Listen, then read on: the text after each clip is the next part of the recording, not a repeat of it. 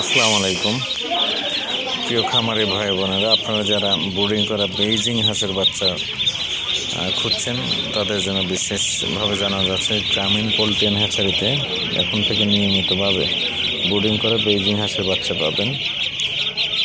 10 দিন, 15 দিন, 20 দিনের বাচ্চা আমাদের কাছে পাওয়া যায়। যারা নিতে চান যোগাযোগ করুন গ্রামীণ পোল্ট্রি অ্যান্ড হ্যাচারিতে।